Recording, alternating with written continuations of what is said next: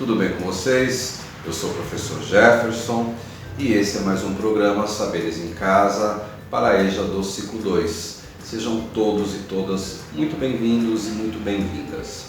Mês de março, estamos abordando aí o assunto, o tema é água, que é uma coisa muito importante para a nossa vida. E hoje nós vamos refletir um pouquinho sobre o nosso relacionamento com os recursos hídricos. E quem vai trazer essa contribuição para nós é o professor Alexandre, que é geógrafo e é professor da nossa rede municipal aqui de Guarulhos, da EJA. Professor, conta para nós, o que é o nosso relacionamento com a água? O que é importante aí aprender? Vamos lá? Alô todos e todas. Vamos primeiro recordar o que é recurso hídrico. Recurso hídrico é toda a água proveniente da superfície ou subsolo da terra e que pode ser empregada em um determinado uso ou atividade. Como nos relacionamos com os nossos recursos hídricos? Um país que tem um grande potencial hídrico e ao mesmo tempo existe uma específica região onde chove pouco e faz lembrar até mesmo um deserto. Todas essas características fazem parte do nosso país e também de nossa cultura.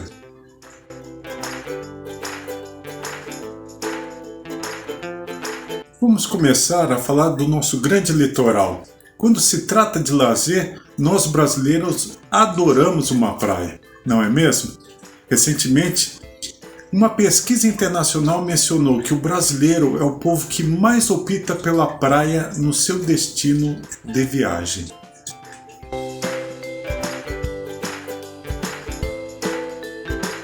Nosso cartão postal ainda é visto muitas vezes como um mirante que tem uma grande paisagem do litoral à sua frente.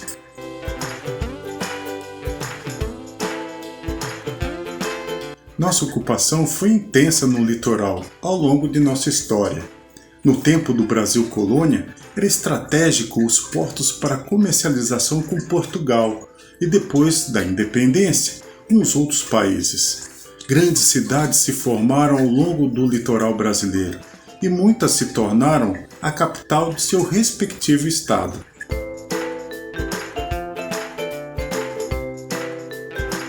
E a extensão do litoral brasileiro? Ele está todo voltado para o Oceano Atlântico e tem 7.367 quilômetros, com mais de 2.000 praias.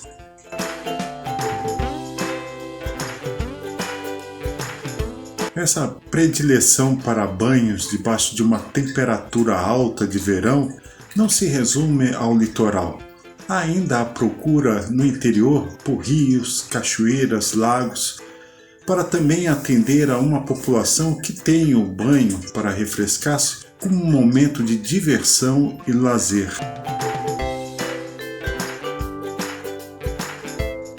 Como temos grande quantidade de rios, não é muito difícil encontrar essa prática. Já os povos nativos do território brasileiro, os índios, têm uma relação muito forte com os rios. Através do acesso à água, banho e pesca. Por isso, muitas culturas indígenas respeitam muito esse recurso e o veneram.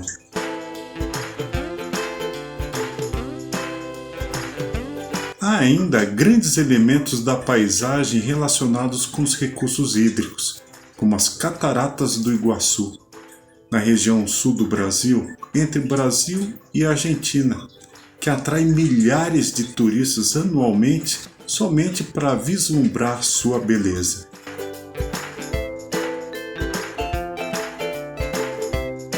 Volto a questioná-los. O Brasil naturalmente só é essa abundância de água, tanto salgada como doce? Não. Existe ainda no Brasil uma paisagem naturalmente com falta de água, onde o clima dessa área se caracteriza por pouca chuva durante o ano, onde ao longo da história se constituiu uma cultura da escassez de água, com marcante superação e sobrevivência dessa sociedade. Estamos falando do semiárido, localizado no interior da região nordeste do Brasil, onde encontramos uma vegetação adaptada a essa característica, que é a caatinga.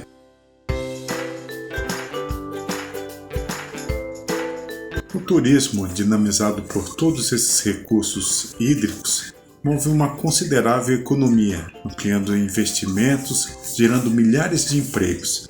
Apesar dos benefícios, o turismo em nosso país enfrenta alguns desafios, como por exemplo, os impactos ambientais, a infraestrutura limitada, empregos precários e etc.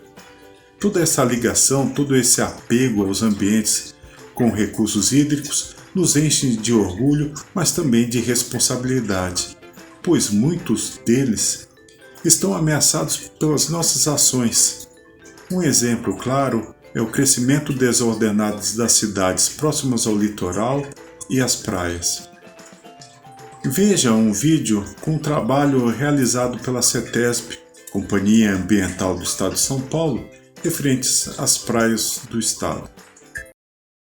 O programa de balneabilidade das praias paulistas é desenvolvido pela CETESB, Companhia Ambiental do Estado de São Paulo, desde 1968. A CETESB coleta semanalmente amostras de água do mar em 162 pontos ao longo de 146 praias do estado de São Paulo. As amostras são enviadas aos laboratórios, onde são realizadas as análises microbiológicas que determinam os níveis de bactérias fecais ou contaminação na água. Nas praias monitoradas existem bandeiras de sinalização indicando as condições de qualidade da água. Se a bandeira for verde, a praia está própria para o banho. Se for vermelha, não se recomenda o banho.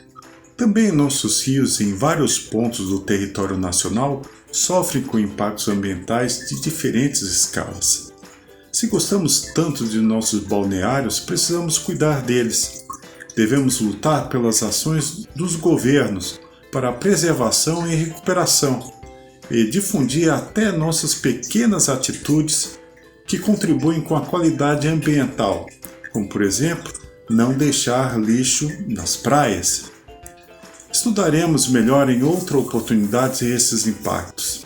Como vemos, todo esse potencial paisagístico brasileiro e seus recursos hídricos constituíram parte de nossa cultura e continuam a nos influenciar, seja no contato da água do mar, na abundância das praias, da água doce de um rio, onde encontramos uma refrescante cachoeira, ou ao contrário, onde a escassez de água de uma região faz surgir a sabedoria e o comportamento para economizar esse recurso tão necessário e às vezes tão precioso, que é a água.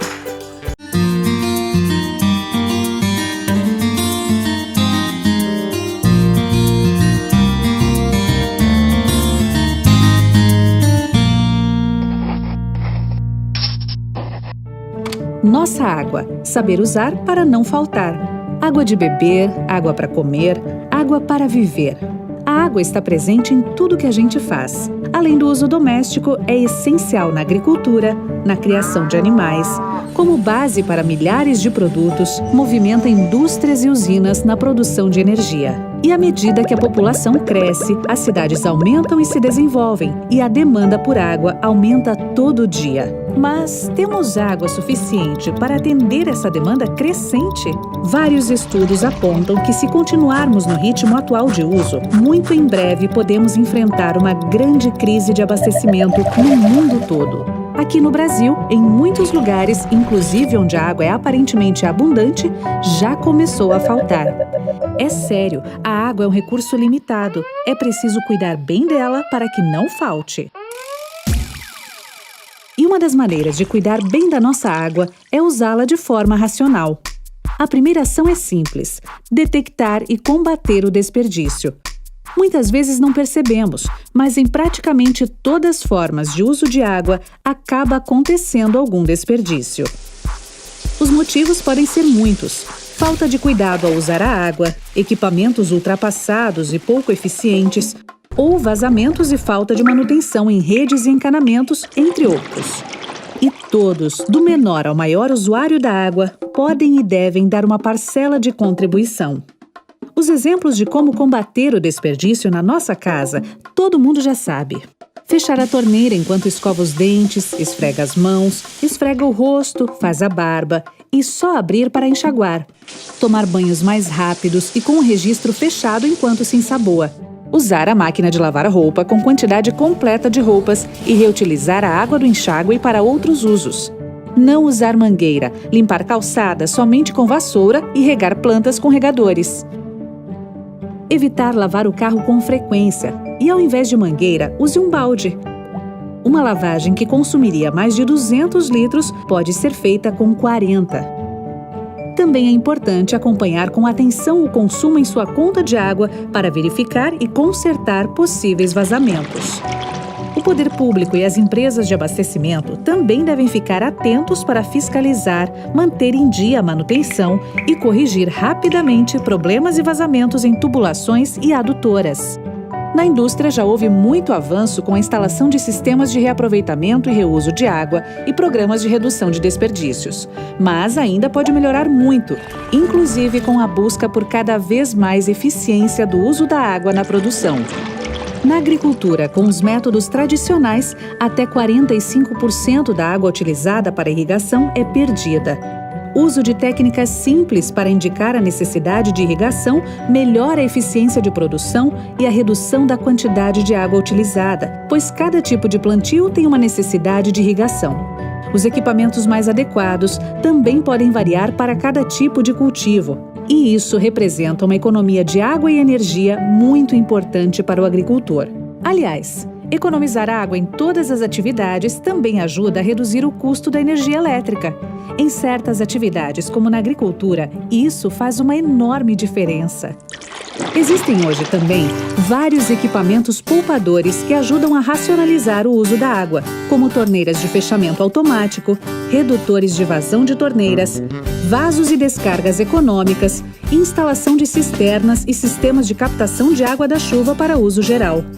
Essas e outras medidas muito simples, além de ajudar a preservar a nossa água, podem ajudar todos a economizar dinheiro, pois sua conta de água e eletricidade vai diminuir e muito.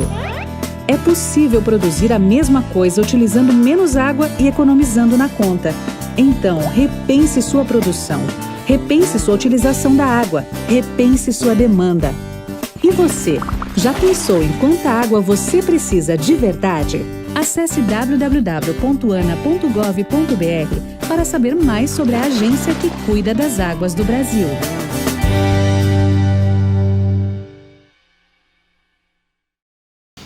Pois é, pessoal. Perceberam quanta coisa importante sobre água? Como é importante esse nosso relacionamento com os recursos hídricos? E mais importante ainda é a preservação desses recursos. E muito depende de nós, né? Vamos pensar aqui, vamos refletir um pouco sobre as praias, né? Quem nunca foi à praia, né? A maior parte de nós já foi várias vezes. Hoje estamos evitando por conta da pandemia. Mas eu vou propor um desafio para você. Você vai fazer uma breve pesquisa sobre as praias mais bonitas do Brasil. Depois, você vai selecionar as praias que você já foi. Que praias você conhece dessas praias ou outras praias, né? Monte essa pesquisa e coloque no final o que é importante para que a gente mantenha esse recurso saudável, como a gente deve fazer para não poluir as praias, ok? Envie essa pesquisa para o seu professor de Natureza e Sociedade ou para o seu professor de Ciências e compartilhe com a gente #Saberes em Casa, ok? Pois é, pessoal, chegamos ao final de mais um programa. Eu espero que você tenha gostado e até o próximo, né? Fiquem com Deus, fiquem bem, até mais!